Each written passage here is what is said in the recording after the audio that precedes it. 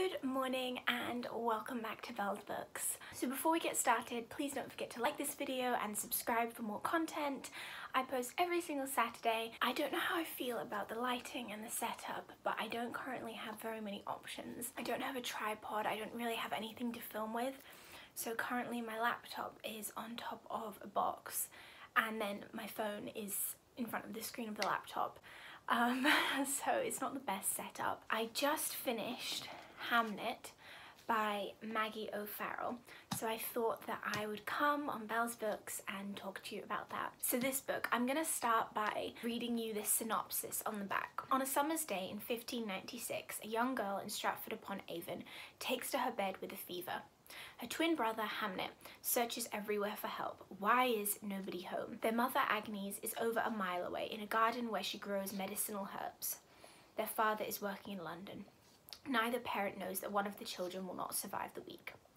Hamnet is a novel inspired by the son of a famous playwright, Shakespeare, William Shakespeare. It's a story of a bond between twins and of a marriage pushed to the brink by grief.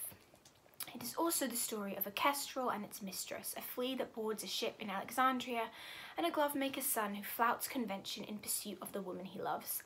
Above all, it is the tender reimagining of a boy whose life has been all but forgotten, but whose name was given to one of the most celebrated plays ever written. So this is the story of William Shakespeare's son, Hamnet. The author kind of builds off of this curiosity she had about the son, Hamnet, and Shakespeare's play, Hamlet. So the story actually begins with a few quotes and a few facts. So first of all, Shakespeare and his wife had 3 children, Susanna, Hamnet and Judith, and the boy Hamnet died in 1596, aged 11.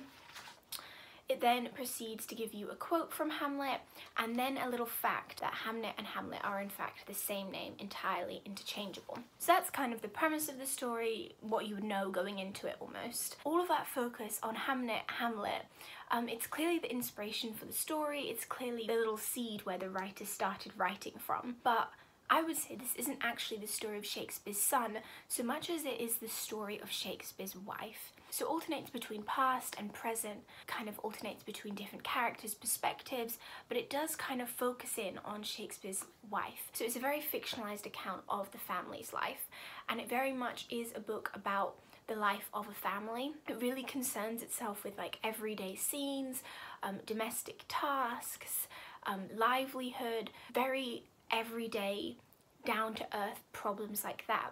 But then at the same time it has behind it running this kind of undercurrent which is very mythical, very mystical, and that is intertwined with Agnes.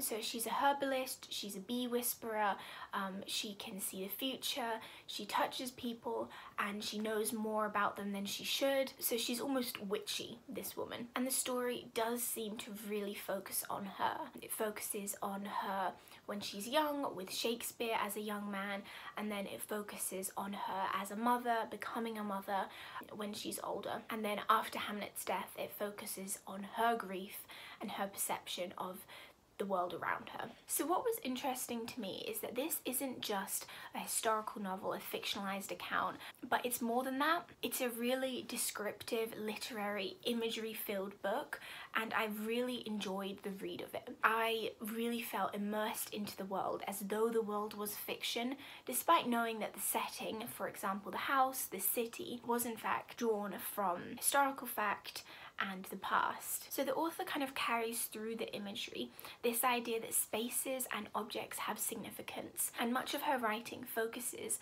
on picking one minute detail and then going through that little detail, that object, that space's life, everything it's in, everything it does.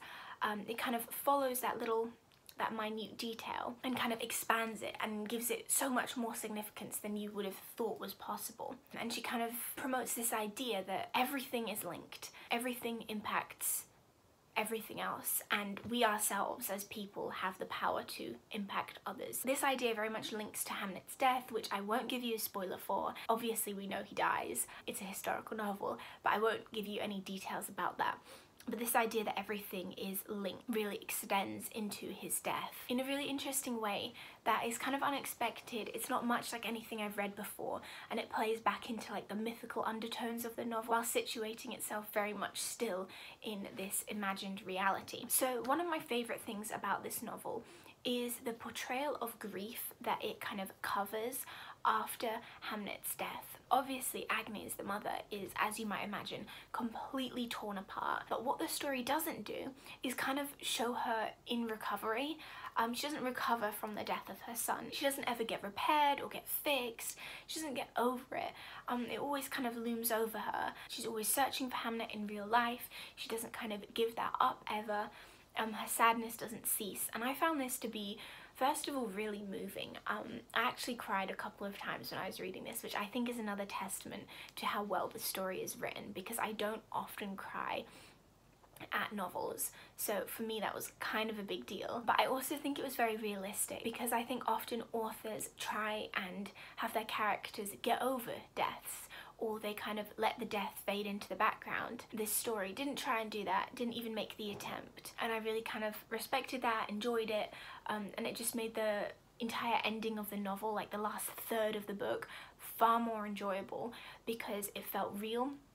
Although of course at the same time less enjoyable because it was so sad for both the mother, the family, and the reader, me as a reader. So yeah, I really enjoyed this novel. I loved how it was literature, I loved how creative it was, I loved how it stemmed from a very simple question from the author. How are Hamnet the son and Hamlet the play linked together? And she didn't kind of search for answers historically, but instead turned to her own mind and her own creativity to come up with a work which is an incredible read. I love the way it played with mythicism and magic, yet held on to really everyday things like minute details of everyday life and the characters' feelings and emotions like grief.